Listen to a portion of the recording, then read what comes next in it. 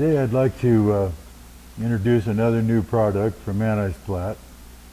And as with most of our products in the past, they've been problem inspired.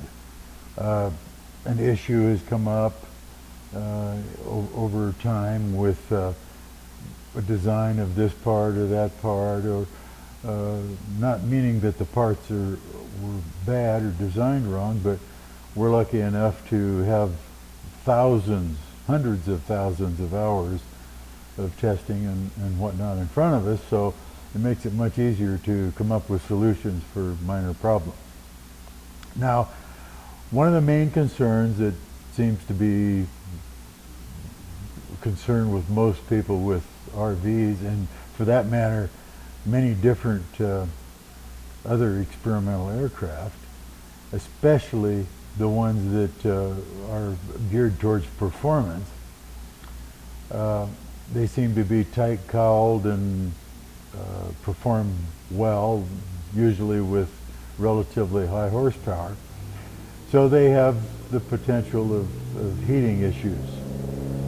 One of the heating issues, the main one, is cylinder head temperatures and oil temperatures on climb out. Now, this has been a problem for many people, and it seems like the better the engine performs, or the better the airplane performs, the worse the problem is, because obviously the heat generated is in direct proportion to the horsepower you're creating. So, for instance, when you're climbing and climbing slower, the heat problem is probably there on most of these airplanes if you climb out at best angle and hold it there. So many people have developed a procedure where they step climb, or they just, once they have a little altitude, they'll push the nose over and cruise climb. That works, but it isn't the best scenario for safety. And the other problem that I've noticed with, for instance, my airplane, is any amount of climb really hurts the speed. So I've gotten to the point where I've discovered that in my airplane, for instance, if I'm going cross country, the best way for me to do that is to climb at best rate to the altitude I want, and then cap it off and go on my trip. If I try to cruise climb over some longer period of time, it hurts the speed so significantly that it wasn't worth the cruise climb. So, get to the point, we've come up with a solution that could probably help if you have this heating issue. And there's many different causes of heat problems. This particular fix is pretty well tested. People put louvers in and they cut the exit air open larger, many things like that, and it solves their heating problem. But the louvers and slowing down the exit air by making the opening larger really significantly impacts the speed and efficiency of the airplane in cruise. So we took a little different approach and decided to make this airplane or these experimentals that this particular product is pointed towards, try to make them like the rest of most general aviation aircraft. Most of them have cowl flaps, and those weren't there by accident. They were put there because it helps. And the fact that putting louvers on and increasing exit air proves the point that letting more air out lets more air in, and more air means more cool.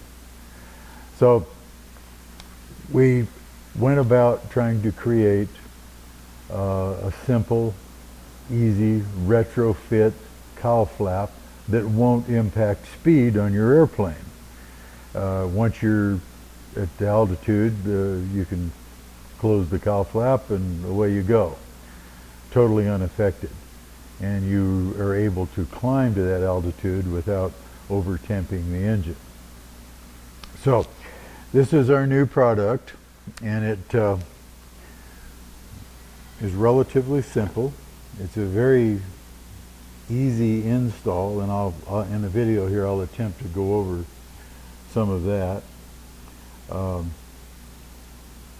Realistically, you're probably looking at a couple of hours to install this product.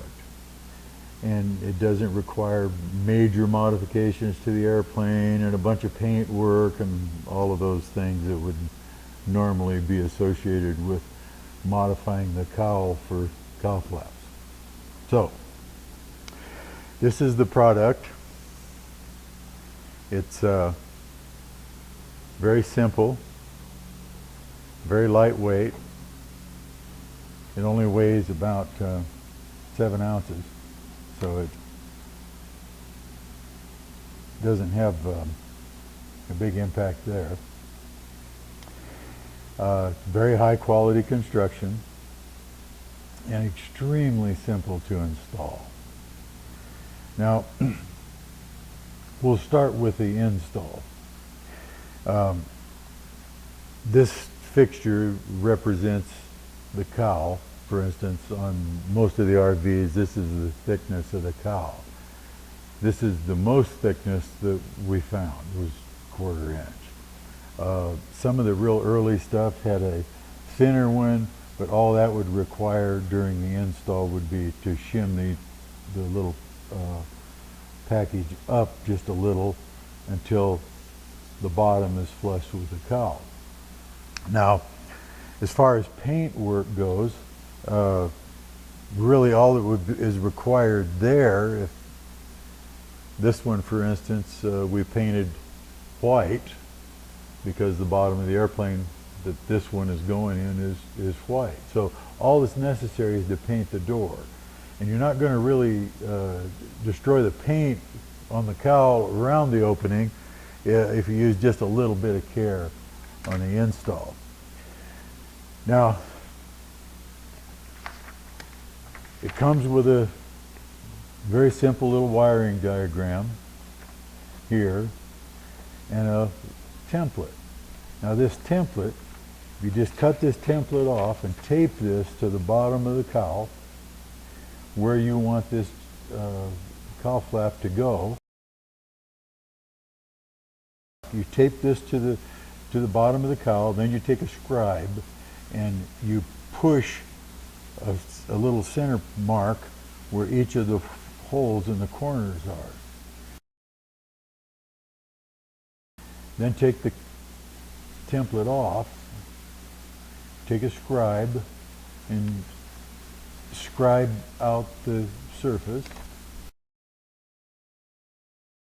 Drill 4 7/32 holes and then just cut out the piece in between. Looks like this. And as you can see, we just drilled a hole in each corner, connected the lines, then we used a cut-off tool, cut this out. You cut it out a few thousandths small, the hole, then take a file or a sanding block and sand it until the unit just fits perfectly in the hole. Now, once this will drop into the hole and fit nicely, you're pretty much done with what you need to do on the cowling. And you can see here on the bottom, if you look at this, once it's dropped in, it's absolutely flush. So when this door is closed, there's no drag on the airplane, or you don't even see it. And if it's painted the same color as the bottom of the airplane, and you're careful cutting the hole to where this just drops in, it leaves a 15,000th line around the edge of the opening, and that's it. Now, the bottom of this flange, if a guy doesn't want to deal with riveting or screwing this in or or one of those things. We have 1/8 inch rivet holes in here if a guy wants to use them. If he doesn't, all that's really required would be a bead of epoxy around the edge once it's fitted, and then you just put it in the hole, set a little weight on it, and let the epoxy go off, and it's never going to go anywhere. The cowl pressure inside is higher than the outside air pressure, and it's always trying to push it out rather than in. Now, once that's in, simple matter to run a few wires, very simple wiring diagram, and you have to drill 2 holes somewhere in the panel, one for the switch and one for the little LED that tells you that the cowl flap is open. Now that feature seems to be really important because people have a tendency to forget to close their cowl flaps. Some people have a problem forgetting to bring their flaps up. So anything that jogs your memory or catches your attention to help you do that is worthwhile. Now this unit is electrically actuated. It has a very small little linear actuator, and it's very compact and basically weighs nothing. But there's a demo here. Let's just see how it works. Now with just a simple flick of a switch, it's possible to solve your heating problem with this simple device. Simple flip of the switch and the door opens, increases the cooling by up to maybe 25%.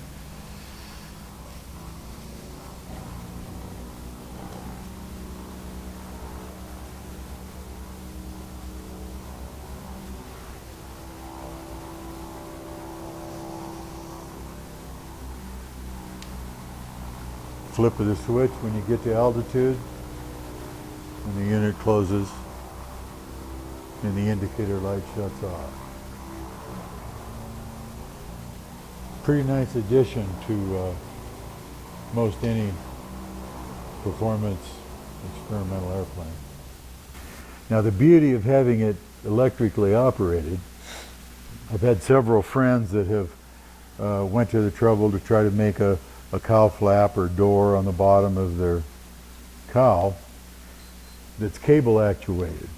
And it's almost impossible to come up with any kind of a cable hookup for that door that's easily accessible when you want to take the cowling on and off.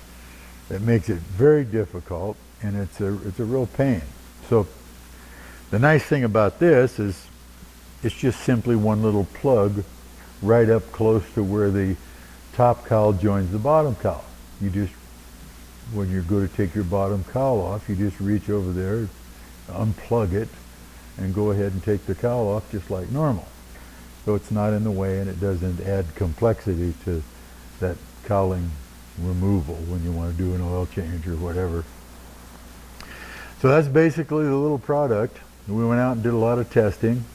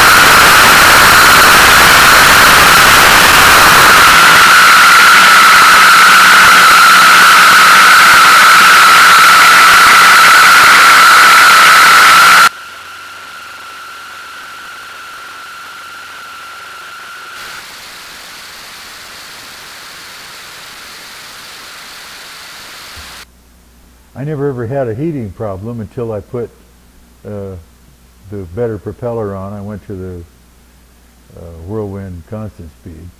And once the RPM came up where the engine was producing its rated horsepower, the temperatures came right along with it. Now, myself, like most people, have chased that, and we chased the timing down to make sure that was right, and went around and resealed all the baffling and all the little rubber seals, and pretty much addressed everything that I could. And nothing really seemed to have a major impact on it until I started passing more air through the cowl. So the product, I love it. Everybody that's seen it loves it so far, and we've had no issues with it whatsoever in testing. We have a few hundred hours of testing now, and I know I promised this product about a year ago, but we've just been overwhelmed. We're very, very busy, and kind of dropped the ball. But it's available now, and it's a very, very nice addition to your airplane.